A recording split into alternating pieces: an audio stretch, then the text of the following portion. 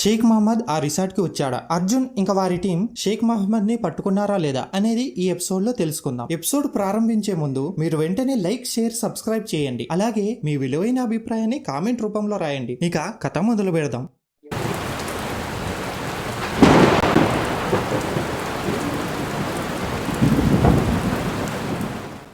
ఆ రిసార్ట్ లో అర్జున్ మరియు వారి టీం హవాలా చేస్తున్న షేక్ మహమ్మద్ కోసం ఎవరి పొజిషన్ లో వారు ఉండి ఎదురు చూస్తూ ఉన్నారు. ఆ రిసార్ట్ కి ఎవరు రాకపోయేసరికి అర్జున్ కి ఏం చేయాలో అసలు అర్థం కాలేదు. అలా కొంతసేపు తర్వాత ఒక కారు వచ్చి అందులో నుంచి కొంతమంది దిగి రిసార్ట్ లోకి వెళ్లి అర్జున్ దగ్గర ఏమైనా ఎలక్ట్రానిక్ డివైస్ ఉన్నాయా అని వెతికారు. ఏమీ లేవని కన్ఫర్మ్ చేయగానే చెక్ చేయడానికి వచ్చిన వారిలో ఒకరు ఎవరికో ఫోన్ చేశాడు. కొంతసేపు మాట్లాడిన తర్వాత అర్జున్ చేతులను వెనుకకు కట్టేసి తలకు నల్ల ముసుగు వేసి కారులో ఎక్కించుకొని వెళ్లిపోయారు. అక్కడ ఉన్న విక్రమ్ మరియు అవంతిక అలాగే స్పెషల్ సెక్యూరిటీ గార్డ్స్ తో ఆ వెహికల్ ని ఫాలో కావడం మొదలు పెట్టారు. వారికి అనుమానం రాకుండా 1 కిలోమీటర్ల డిస్టెన్స్ లో ఫాలో అవుతున్నారు. అర్జున్ ఎక్కించుకున్న కారు ఆ రిసార్ట్ నుంచి 25 కిలోమీటర్ల దూరం ప్రయాణించి ఒక అడవిలోకి మట్టి రోడ్ లో తీసుకొని వెళ్లారు. అడవిలోకి వెళ్లడానికి ఉన్న మట్టి రోడ్డు దగ్గర ఇంకొక 2 కార్లు కూడా ఉన్నాయి. అవి కూడా మొదటి కారును ఫాలో అవ్వుకుంటూ అడవిలోకి వెళ్లిపోయాయి. అలా కొద్దిసేపటికి ఎన్ఐఏ టీం కి సంబంధించిన విక్రమ్ మరియు అవంతిక వెహికల్స్ కూడా అడవి దగ్గరికి చేరుకున్నాయి. కానీ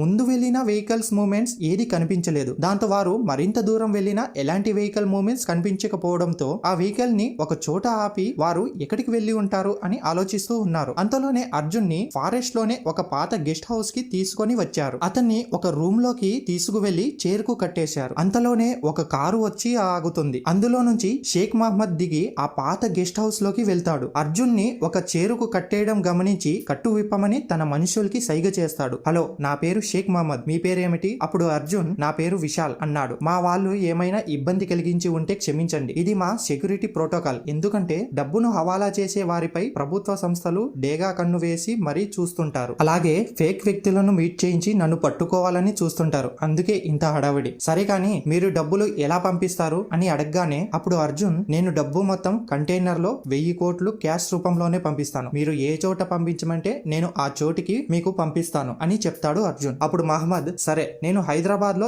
ఏ ప్లేస్ కు డబ్బు పంపించాలో మీకు ఇన్ఫార్మ్ చేస్తాను. అప్పుడు ఆ ప్లేస్ కి నువ్వు డబ్బు పంపిస్తే ఆ డబ్బును నువ్వు ఏ దేశానికి పంపించమంటే ఆ దేశానికి పంపిస్తాను అని చెప్తాడు మహమ్మద్. అంతలోనే మహమ్మద్ కు ఫోన్ కాల్ రావడంతో ఆ రూమ్ నుంచి బయటకు వెళ్తాడు. అదే సరైన సమయం అని భావించిన అర్జున్ తన కళ్ళను 2 సెకండ్స్ మూసి తెరుస్తూ అలా 3 సార్లు చేస్తాడు. అర్జున్ ఇక్కడికి రావడానికి ముందే ఎన్ఐఏ టెక్నికల్ టీం అతన్ని కళ్ళలో స్మార్ట్ కాంటాక్ట్ లెన్స్ అమర్చడం జరిగింది. దీనిని ఎవరు హ్యాక్ చేయలేరు. అలాగే ఎలాంటి సెక్యూరిటీ స్కానర్ లో డిటెక్ట్ కాదు. అంతేకాకుండా అతని బాడీలో రైట్ హ్యాండ్ దగ్గర స్మార్ట్ టాబ్లెట్ సెల్ అనే డిజిటల్ GPS పరికరాన్ని బయోజెల్ సిస్టమ్ ద్వారా ఇంజెక్ట్ చేసి ఉంటారు. స్మార్ట్ కాంటాక్ట్ లెన్స్ అలాగే ఈ స్మార్ట్ టాబ్లెట్ సెల్ ని రెండింటిని ఒకదానితో ఒకటి కనెక్ట్ చేసి ఉంటారు. ఒక మనిషి సాధారణంగా కళ్ళు మూసి తెరవడానికి 0.3 సెకండ్స్ నుంచి 0.4 సెకండ్స్ వరకు సమయం పడుతుంది. కానీ స్మార్ట్ లెన్స్ ఉపయోగించేవారు 8 సెకండ్ల వరకు కళ్ళు మూసి తెరవడం వల్ల ఈ డివైస్ యాక్టివేట్ అవుతుంది. అలా 8 సెకండ్ల పాటు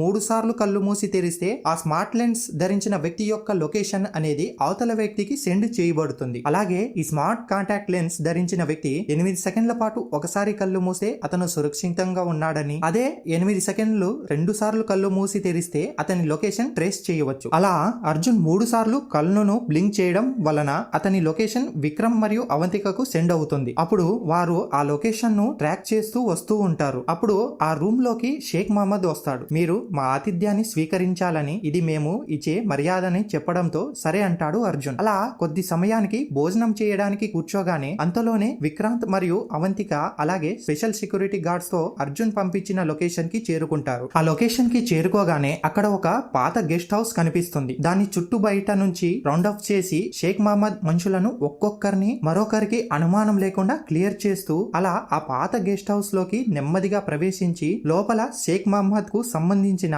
మనుషులందరినీ ఎంతో ప్రొఫెషనల్ గా ఎన్ఐఏ స్పెషల్ సెక్యూరిటీ గార్డ్స్ అందరినీ క్లియర్ చేసి షేక్ మహమ్మద్ ని చుట్టుముట్టారు. అప్పుడు అర్జున్ పైకి లేచి నిన్ను పట్టుకోవడానికి ఇంత ప్లాన్ వేశామని చెప్పడంతో షాక్ అయ్యాడు షేక్ మహమ్మద్. అప్పుడు అర్జున్ షేక్ మహమ్మద్ తో నువ్వు వెంటనే మీ ఇంటికి ఫోన్ చేసి నేను కొన్ని రోజులు ఇంటికి రాలేనని, ఒక పని మీద బయటికి వెళ్తున్నానని, ఫోన్ కూడా చేయలేనని, మీరు జాగ్రత్తగా ఉండండి అని చెప్పు అని చెప్తాడు అర్జున్. చుట్టూ ఎన్ఐఏ స్పెషల్ సెక్యూరిటీ గార్డ్స్ ఉండడంతో ప్రాణభయంతో అర్జున్ చెప్పినట్లే తన ఇంటికి ఫోన్ చేసి చెప్తాడు షేక్ మహమ్మద్. అలా ఫోన్ కట్ చేయగానే షేక్ మహమ్మద్ తీసుకొని ఢిల్లీలోని ఎన్ఐఏ ఆఫీస్ కి తీసుకెళ్తారు. అలాగే అక్కడ ఉన్న షేక్ మహమ్మద్ మనుషుల డెడ్ బాడీలను అక్కడే రహస్యంగా పాతి పెడతారు. అలా అతన్ని ఢిల్లీలోని ఎన్ఐఏ కార్యాలయంలోని ఇన్వెస్టిగేషన్ రూమ్ కి తీసుకొని వెళ్లి కూర్చోబెట్టి ఉంచుతారు. అలా కొద్దిసేపటికి రణ్వీర్, అర్జున్, విక్రమ్ అలాగే అవంతిక అందరూ ఇన్వెస్టిగేషన్ రూమ్ లోకి వెళ్తారు. అక్కడికి వెళ్ళగానే నీ పేరు షేక్ మహమ్మద్, హైదరాబాద్ లోని పాత బస్తీలో ఉంటావని, నీ ఫ్యామిలీ డీటెయిల్స్ తో సహా మాకు అన్ని వివరాలు తెలుసు. అలాగే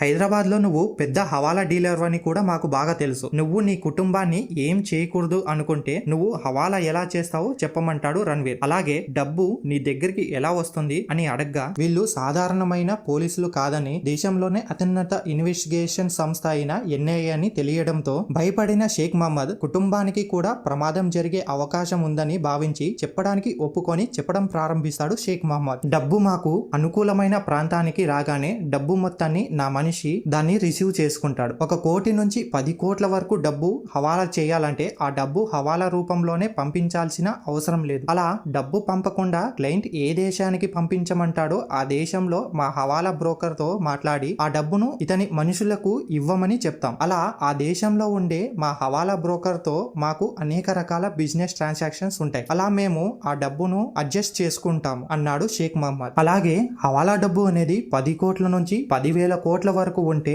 ఆ డబ్బు మొత్తాన్ని వివిధ ఫేక్ కంపెనీల ద్వారా ఎక్స్పోర్ట్ అండ్ ఇంపోర్ట్ ట్రాన్సాక్షన్స్ ద్వారా అవతల దేశానికి పంపిస్తాము. అంటే మన దేశం నుంచి 10,000 కోట్లు అవతల దేశానికి వెళ్ళడానికి ఈ దేశంలో ఉన్న ఫేక్ కంపెనీ ద్వారా ఏ దేశానికైతే క్లయింట్ డబ్బు పంపించాలనుకుంటున్నాడో ఆ దేశంలోని ఫేక్ కంపెనీ నుంచి వస్తువు కొంటున్నట్లు డబ్బు మొత్తాన్ని అక్కడికి పంపించి బిల్ జనరేట్ చేస్తాం. అలా ఎలాంటి సరుకు లేకుండా బిల్ అకౌంట్ ద్వారానే డబ్బు మొత్తం హవాలా జరుగుతుంది. కానీ ఇందులో డబ్బుపై అంతో ఇంతో ట్యాక్స్ కట్టాలి. కానీ కొంతమంది క్లయింట్లు ఆ కొంత ట్యాక్స్ ను కూడా కట్టడానికి ఇష్టపడరు. అప్పుడు అదే ఫేక్ కంపెనీలలో ఎక్స్పోర్ట్ చేసే సరుకులలో డబ్బు ఉంచి సీపోర్ట్ ద్వారా, అంటే మాకు అనుకూలంగా ఉండే కస్టమ్ ఆఫీసర్స్ మరియు పోర్ట్ డాక్ ఇన్స్పెక్టర్ ఉన్నప్పుడు ఎలాంటి సెక్యూరిటీ చెకప్ లేకుండా పోర్ట్ నుంచి క్లియరెన్స్ ఇప్పించి వేరే దేశానికి డబ్బును తరలిస్తాం. అలాగే పోర్ట్ మరియు ఇల్లీగల్ గా బోర్డర్ క్రాసింగ్, బంగారం, డైమండ్స్ రూపంలో కూడా డబ్బును హవాలా చేస్తాం. ఈ ట్రాన్సాక్షన్స్ చేయడానికి 1.5 నెల నుండి 2 నెలల సమయం పడుతుంది. ఎందుకంటే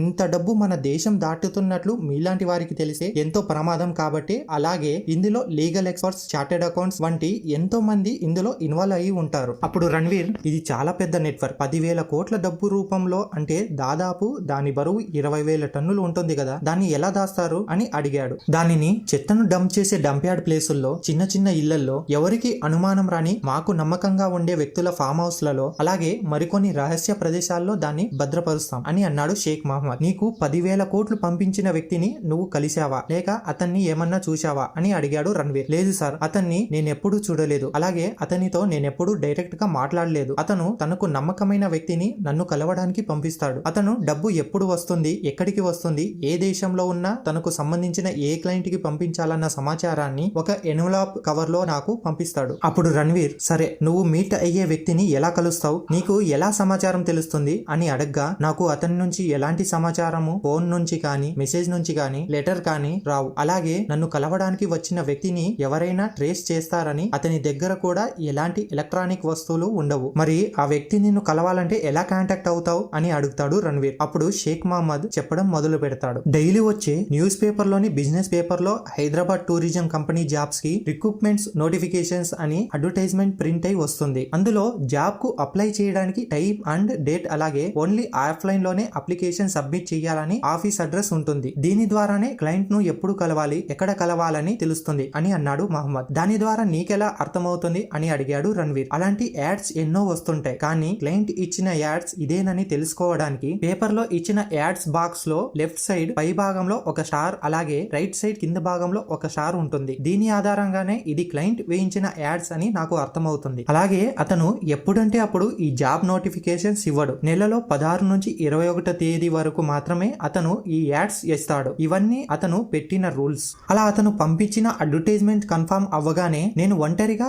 జాబ్ నోటిఫికేషన్ లో ఇచ్చిన అడ్రస్ కి వెళ్లి అప్లికేషన్ ఫామ్ తీసుకొని ఫిలప్ చేయాలి. అలాగే నాకంటూ ఒక కోడ్ ఇచ్చారు. అప్లికేషన్ ఫిలప్ చేయడం అయిపోగానే అప్లికేషన్ లో సిగ్నేచర్ దగ్గర నా సంతకం పెట్టి డాట్ డాట్ డాట్ అని 3 సార్లు సీక్రెట్ కోడ్ కోడ్ గుర్తు రాసి ఇస్తాను. అది చూసి నిజంగానే అతను ఇచ్చిన యాడ్ అయితే వారు నాతో ఏం మాట్లాడుకున్నా ఒక ఎన్వలప్ కవర్ ఇస్తారు. అందులో ఆ క్లయింట్ కు సంబంధించిన వ్యక్తి ఎప్పుడు వస్తున్నాడు, ఎక్కడికి వస్తున్నాడు, ఎప్పుడు కలవాలి అని అందులో ఉంటాయి. అలాగే నా దగ్గరికి క్లయింట్లను పంపించే అతను ఎంతో తెలివైన వాడు, అలాగే చాలా క్రూరమైన వాడు కూడా. ఒక రోజు నా తమ్ముడు నేను ఒక చోట ఉండడం చూసి నన్ను ఫాలో అవ్వుకుంటూ నేను సీక్రెట్ గా వెళ్లాల్సిన ఆ ప్లేస్ కి వచ్చాడు. నేను ఒంటరిగా రాకుండా నా తమ్ముడిని తీసుకొచ్చానని అతన్ని చంపి నా ఇంటి ముందే పడుకోబెట్టాడు వాడు. అలా నేను అతను న్యూస్ పేపర్ లో చెప్పిన అడ్రస్ కు ఒంటరిగా వెళ్లకుండా ఎవరైనా వెంట తీసుకువెళ్లినా లేక ఎవరినైనా నన్ను ఫాలో అవుతూ వచ్చినా వారిని ఆ రోజు సాయంత్రానికే చంపి పోలీసులకు దొరికేలా చేసి ఆ కేసులు క్లియర్ చేయిస్తాడు. దాంతో నాకు అర్థమైంది ఇది పెద్ద నెట్వర్క్ అని. ఇందులోకి రావడం మాత్రమే మన ఇష్టం, పోవడం మాత్రం మన ఇష్టం కాదు. అలా పనిలో నుండి